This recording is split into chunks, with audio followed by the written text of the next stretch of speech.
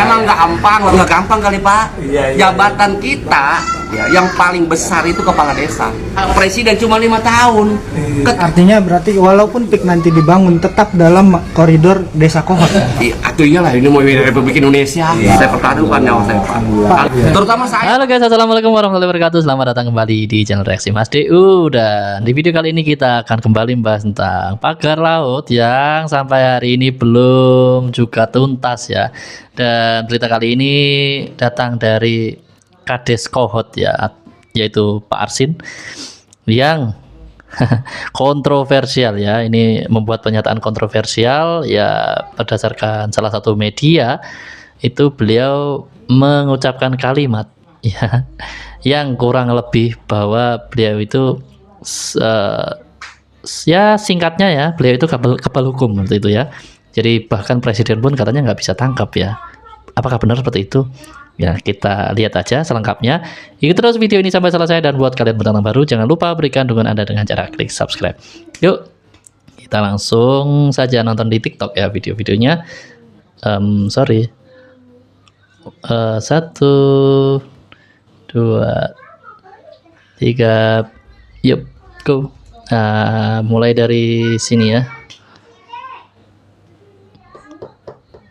Berkaitan dengan kasus pagar laut, Kepala Desa Kohot, Arsin mengatakan bahwa ia tidak akan dapat ditangkap, bahkan oleh presiden sekalipun. Bahkan oleh presiden katanya. Ini menuai sorotan karena begitu menarik untuk kita ikuti perkembangannya.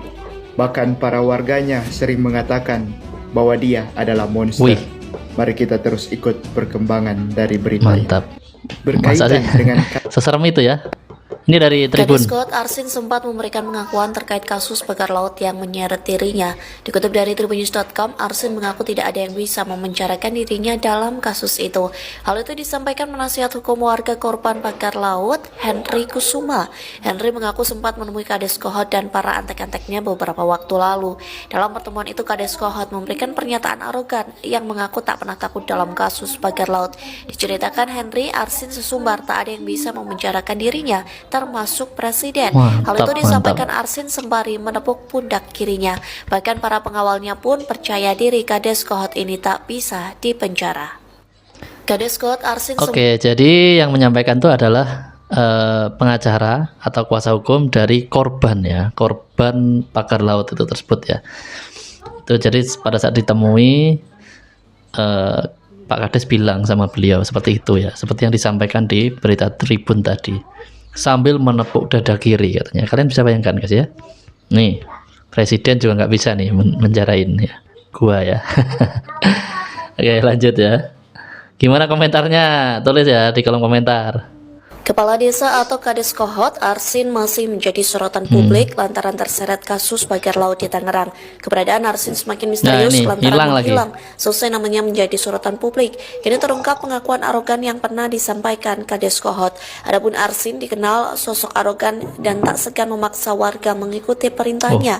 Sikap arogan Arsin terlihat seusai dirinya menjabat sejak tahun 2021. Arsin kerap mengerahkan preman hingga tukang pukul jika perintahnya tidak diikuti. Oleh sebab itu, Arsin kerap dijuluki monster oleh warganya. Hal itu disampaikan penasihat hukum warga korban pagar laut, yakni Henry Kusuma kepada tribunnews.com. Bahkan Henry membeberkan pernyataan arogan Arsin yang disebut tak pernah takut dalam kasus pagar laut. Henry mengatakan Arsin sangat percaya diri, tidak bisa ditangkap oleh siapapun. Pengakuan itu disampaikan Arsin dan antek-anteknya saat menemui Henry beberapa waktu lalu. Sembari menepuk dada kiri, Kades Kohot mengatakan tak ada yang bisa memenjarakan dirinya, termasuk presiden. Tak hanya Arsin, para pengawalnya pun percaya diri Kades Kohot ini tidak bisa dipenjara. Kepala Desa atau Kades Kohot. Ini keren banget ya Kades Kohotnya. Kedua orang ini menghilang. Sayangnya, Nanang menolak memberitahu keberadaan Arsin dan Ujang.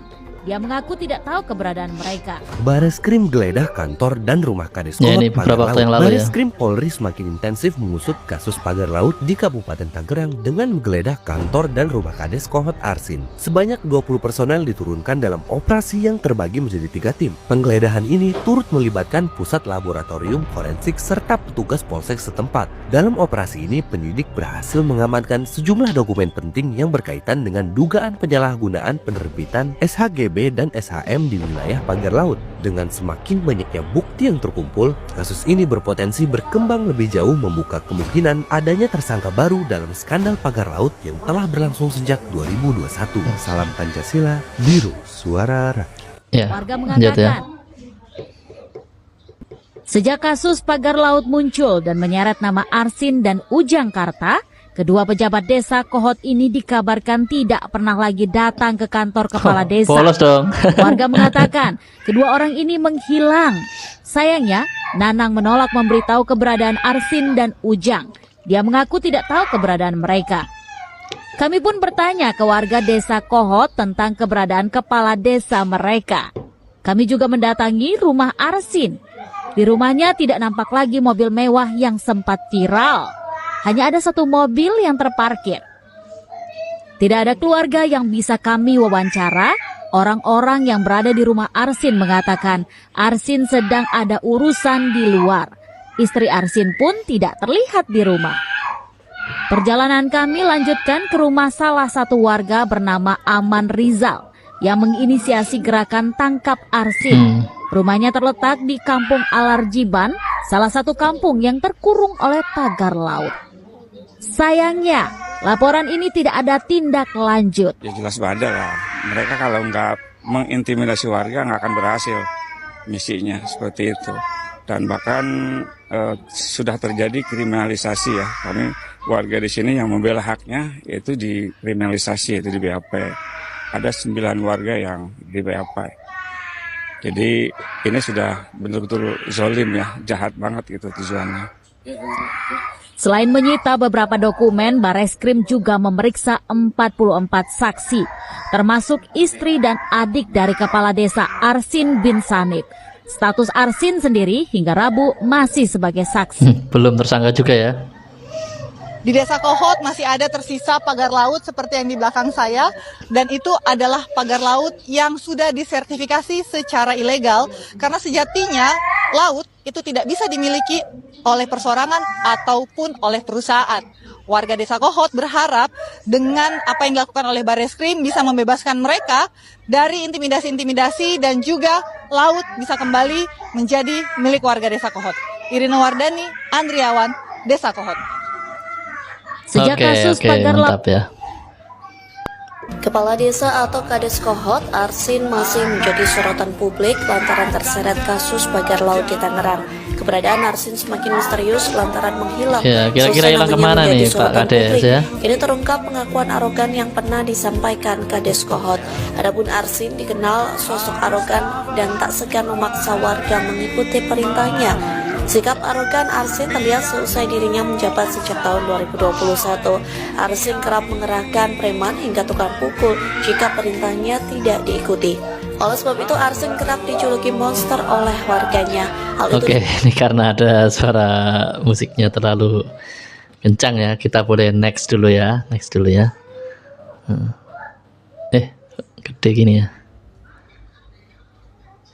Nah, kayak gini.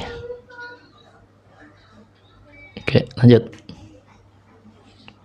Teman-teman sekalian, ini kita ngomongin pasir laut walaupun kita sedang jauh di Jawa Timur, di Sidoarjo menuju Mojokerto. Menjadi menarik karena ternyata ada berita bahwa Kades Kohot si Arsin bin Sanib itu dalam pemeriksaan dengan Bareskrim, di Bareskrim maksud saya, itu mengaku bahwa dia memasukkan surat akhirnya mengakui ya pembuatan sertifikat KGB dan SHM di pagar laut. Saya bacakan dari kompas.com ya. Kompas.com menurut berita, Kades Kohot akui buat surat izin palsu pagar laut Tangerang. Mantap. Polri mengungkap bahwa kepala desa dan sekretaris desa Kohot telah melakukan sejumlah telah mengakui sejumlah barang yang disita oleh penyidik benar digunakan untuk membuat surat izin palsu di lahan pagar laut Tangerang. Nah, ini kan menarik nih. Ketika Joko Widodo ditanya-tanya soal ini, kan dia mengatakan soal ya kita lihat saja proses legalnya seperti apa. Mati loh. Diunjukin sama Allah proses legalnya kriminal, ilegal ya. Oke, saya lanjut lagi, baca lagi. Dan ini sudah kita dapatkan dari keterangan kepala desa maupun sekretaris desa yang juga mengakui bahwa alat-alat itulah yang digunakan untuk membuat surat palsu. Ujar Direktur Tindak Pidana Umum Barreskrim Polri, Brigjen Polisi Juhandani Raharjo Puro saat ditemui di gedung Upatama Mabes Polri. Oke. Barang-barang yang disita oleh penyidik setelah menggeledah kantor Kelurahan Kohot dan rumah Kepala Desa Kohot Arsin antara lain 1 buah printer, 1 unit layar monitor dan keyboard serta stempel sekretaris Desa Kohot.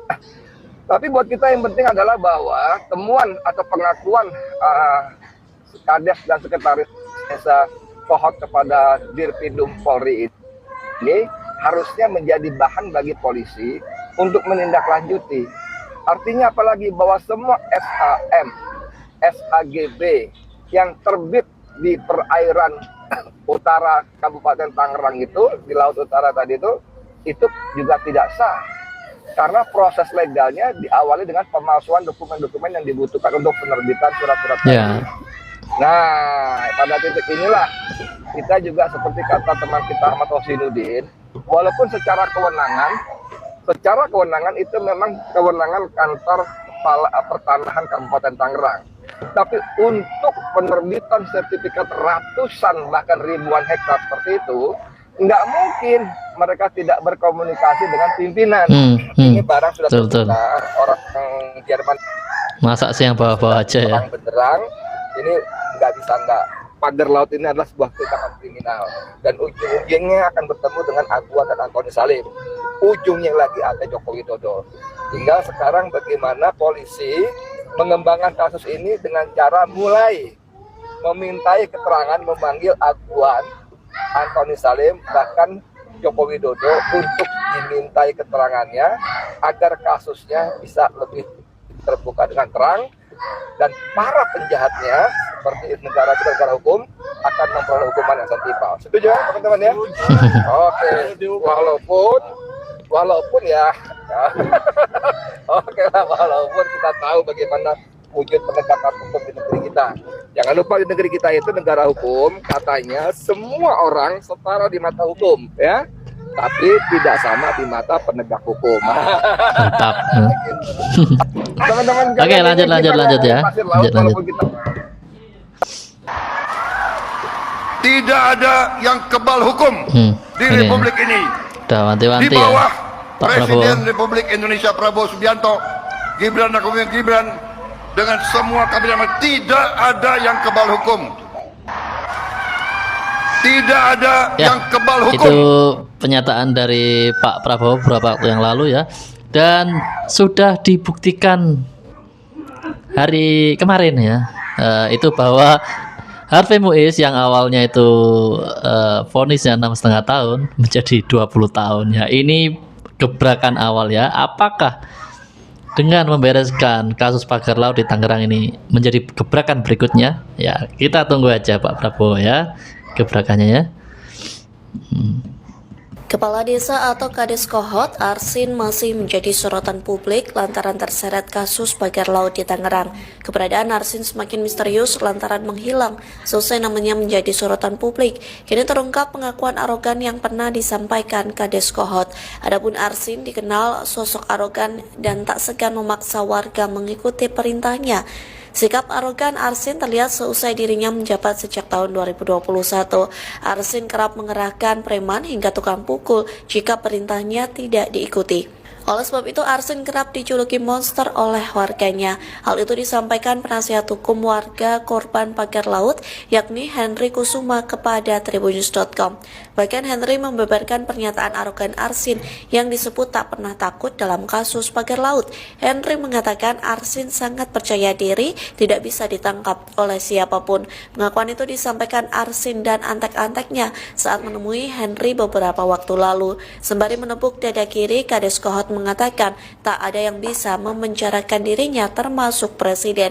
Tak hanya Arsin, para pengawalnya pun percaya diri Kades Kohot ini tidak bisa dipenjara. Mantap pokoknya ya. Jadi sampai presiden pun nggak bisa ya. Ini Kemarin keterangan dari Bareskrim ya. Kohot juga disebut mangkir dari panggilan polisi. Satu sejauh ini apakah yang bersangkutan sudah diperiksa juga, Pak? Sudah diperiksa sebagai Ya, saksi. sebelumnya kan Sesuai haknya. Kita mangkir ya. Tetap mengedepankan praduga tak bersalah. Kita sudah memeriksa. Ya, ini akhirnya sudah diperiksa. Kepala desa.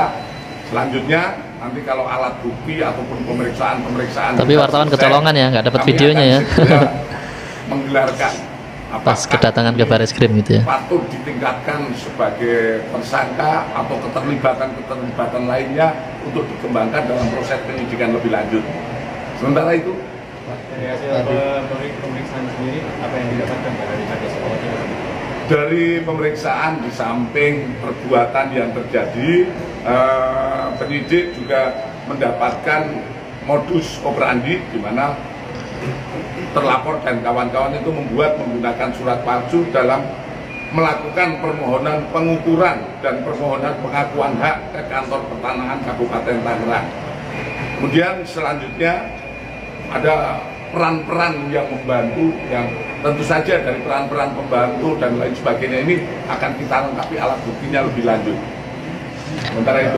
Oke ya, jadi satu hal yang menarik, ini meskipun sudah mengakui ya ada pemalsuan dokumen ya, Kades Kohot ini belum ditetapkan sebagai tersangka, statusnya masih saksi ya, karena polisi memegang teguh asas praduga tak bersalah ya, karena ya asas praduga tak bersalah itu memang harus diterapkan seperti itu. Tetapi yang jadi masalah kadang-kadang Pak, kok beda Pak ya, asas praduga tak bersalah ini nggak diterapkan ke semua orang ya.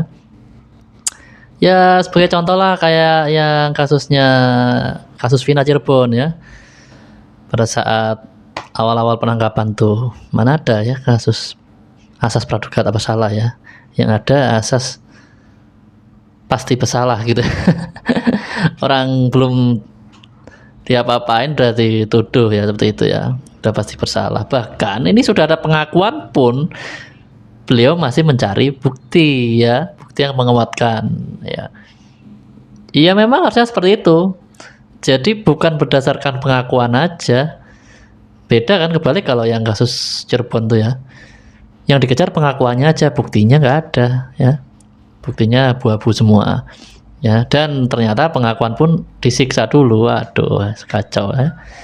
Ini baru contohnya aja kasus Vina Cirebon. Di tempat lain kita nggak tahu ya.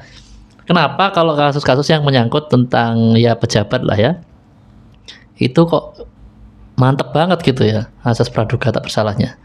Tapi kalau menyangkut orang-orang level biasa gitu ya hilang tuh asas praduga tak bersalahnya. Koreksi lah Pak ya.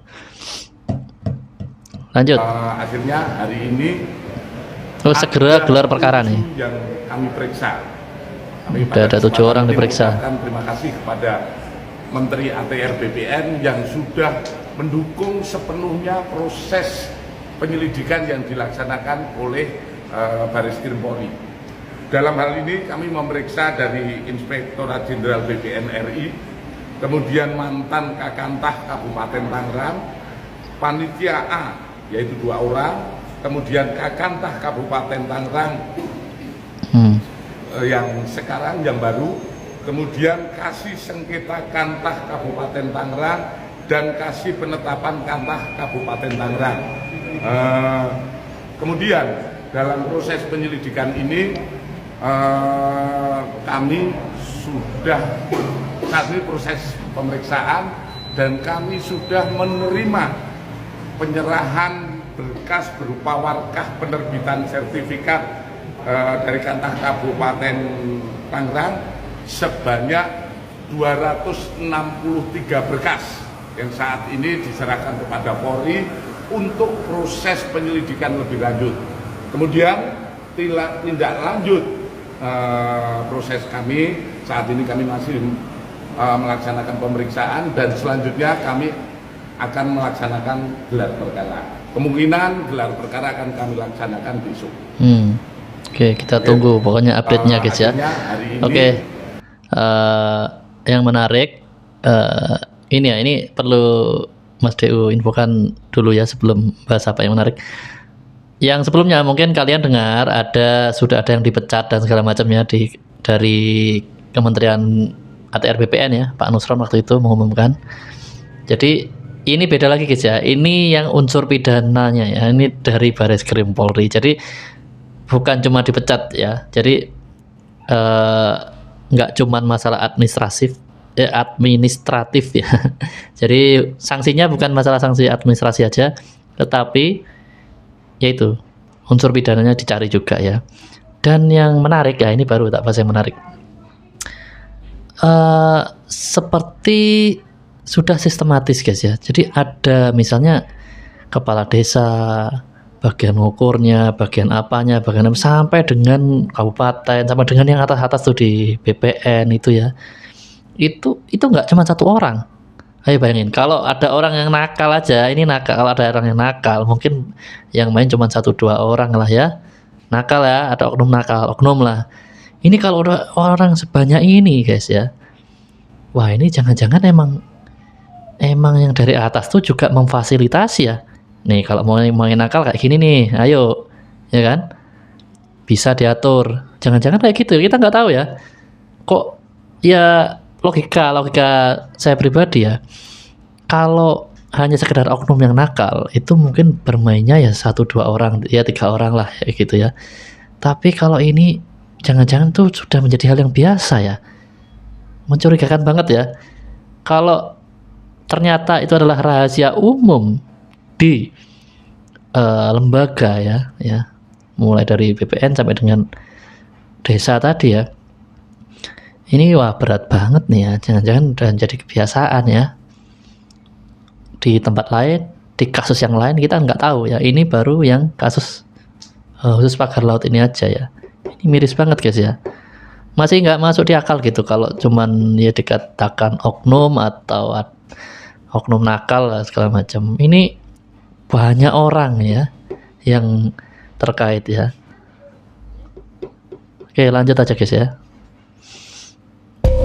Kejanggalan di balik pemagaran laut ilegal ya. Saya kebetulan kemarin berdua ya sama Mas Riono. Kami satu fraksi, satu komisi. Mas Riono telepon saya jam 10.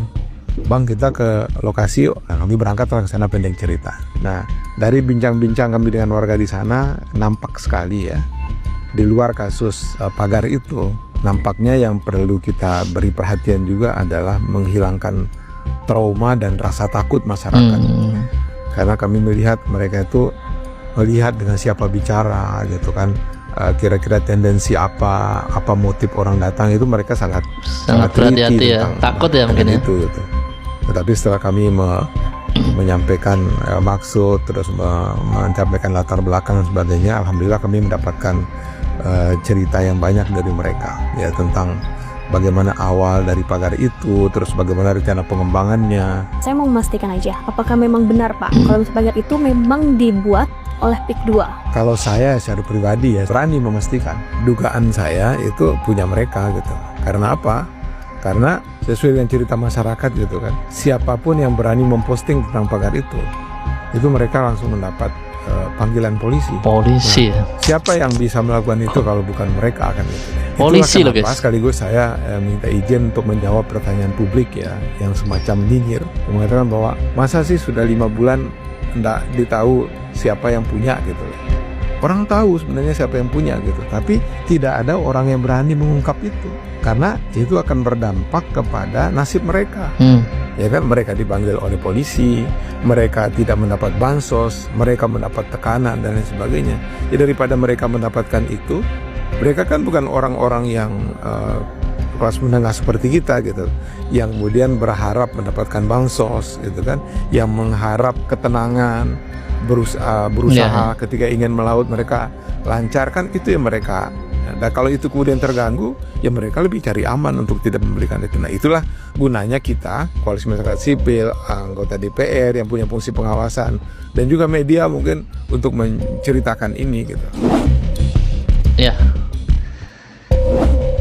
Jadi beredar isu bahwa penggeledahan rumah Arsin adalah settingan. Yang bener nih.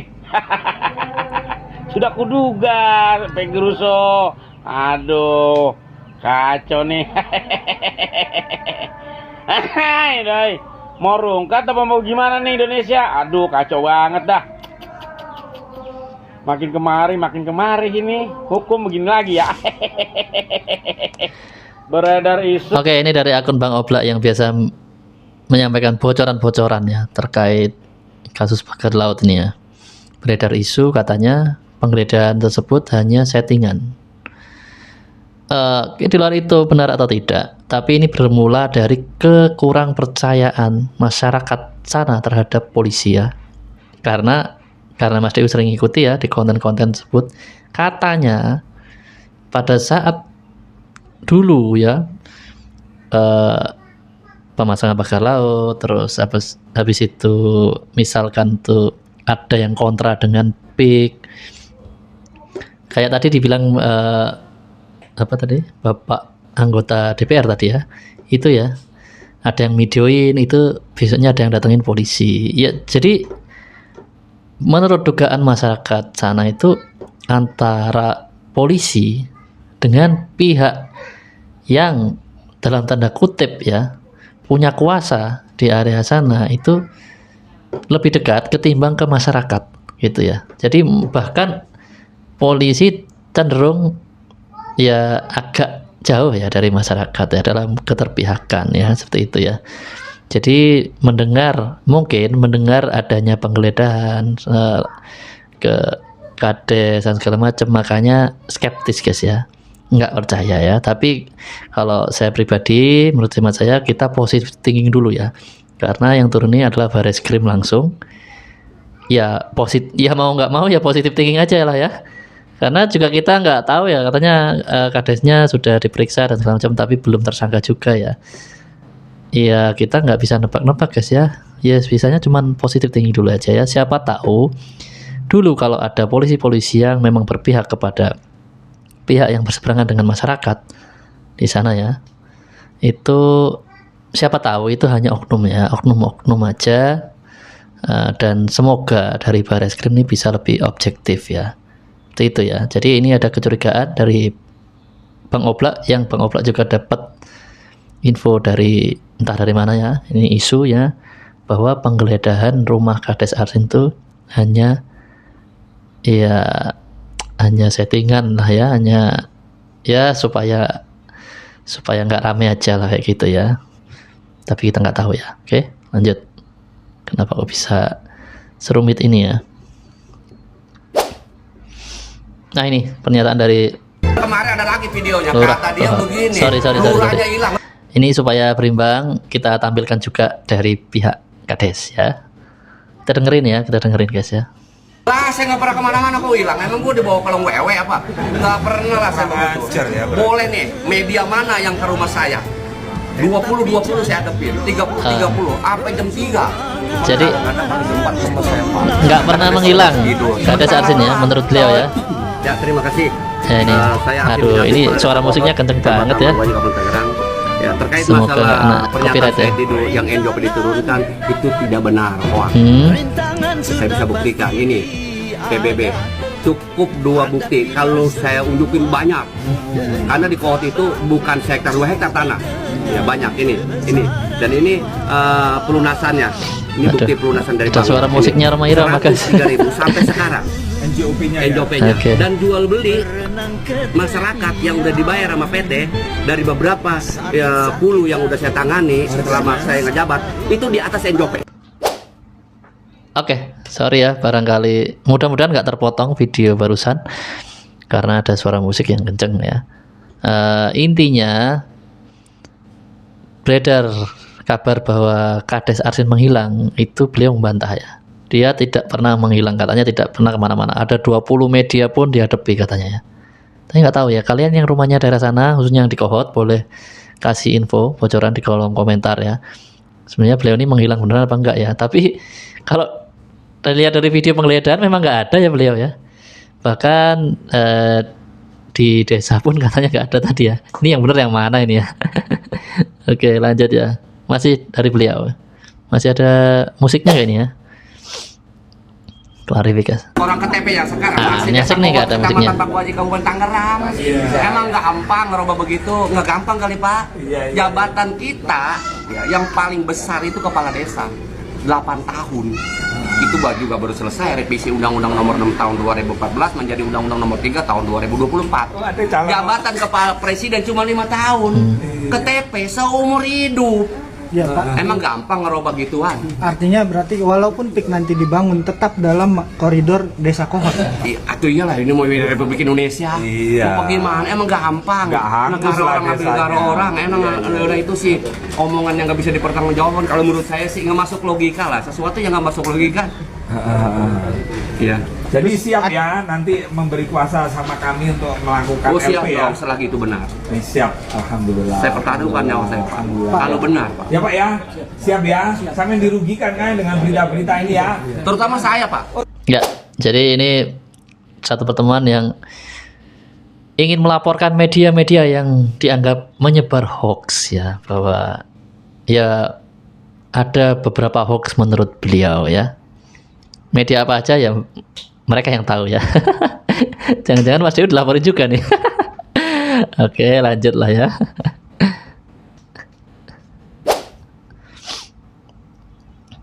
Sekarang saya hidup. Kalau ntar malam Allah bilang mati, emang Allah jangan dulu. Katakan begitu. Kita bicara fakta.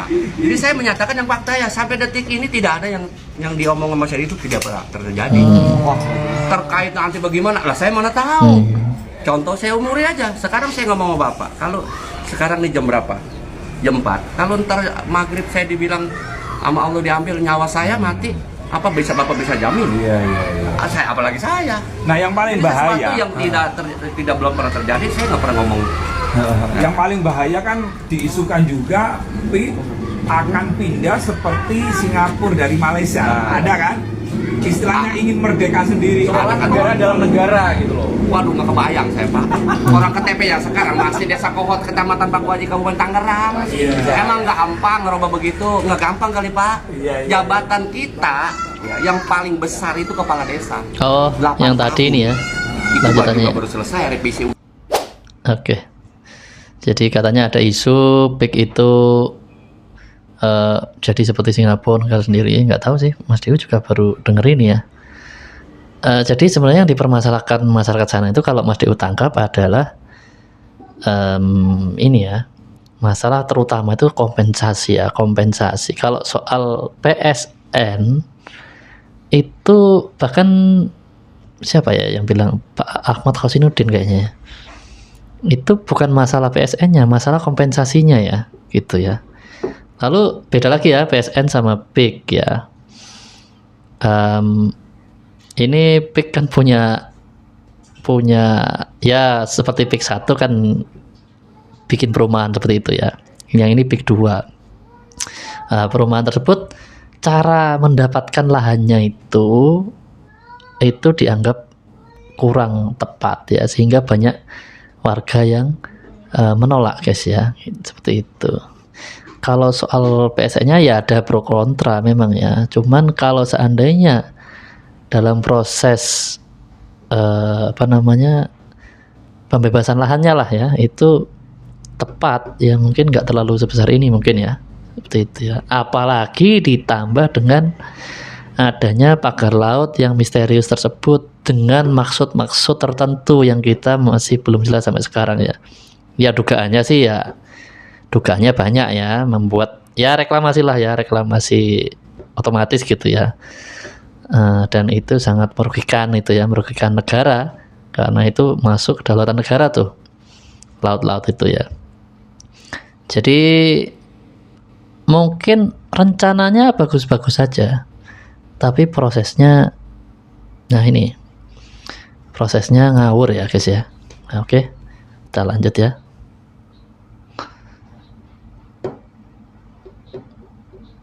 Kasus pagar laut udah sering viral tapi sulit diusut. Kenapa ya? Sebagai penutup nih guys ya. Karena ada praktek adu domba baik antar warga, ormas ataupun politikus. Pertama, tidak semua orang menolak pembangunan PIK 2. Ini buat mereka yang mau jadi preman PIK 2 untuk menggusur warga di 8 kecamatan, membantu pemasangan pagar laut di pesisir, membantu menguruk sungai di desa Muncung dan Kronjo, atau bisa juga jadi orang bayaran melawan demo penolakan PIK 2. Akhirnya muncul konflik antar aktivis. Pak Saididu dilaporkan polisi dan maskota yang dijadikan tergugat PSN PIK 2. Atau Pak Khalid yang melawan pembohongan publik yang dilakukan oleh Abu Janda. Bahkan adu domba ini ada di tingkat organisasi kemasyarakatan. Misalnya MUI, PBNU, dan Muhammadiyah yang melawan tokoh agama dan Ormas Banten. Masuk ya. Namanya kamu bisa baca sendiri karena kepanjangan. Di saat Ormas ini dikasih izin tambang supaya tidak banyak menentang, kan mendukung PIK 2 mulai menyebarkan pengaruh dan berkampanye tentang potensi ekonomi wisata dan pembukaan lapangan pekerjaan. Padahal tidak ada jaminan semua orang bisa dapat kerja.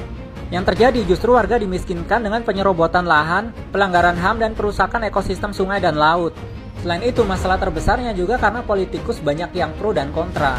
Misalnya Pak Sakti Wahyu Trenggono dari KKP dan Pak Nusron Wahid dari ATR BPN yang saat ini maju mundur menyelidiki Pak Lurah Kohot, melawan Pak Erlangga Hartanto yang saat ini tergugat PSN PIK 2. Selain menteri, presidennya juga mengambil posisi yang berbeda.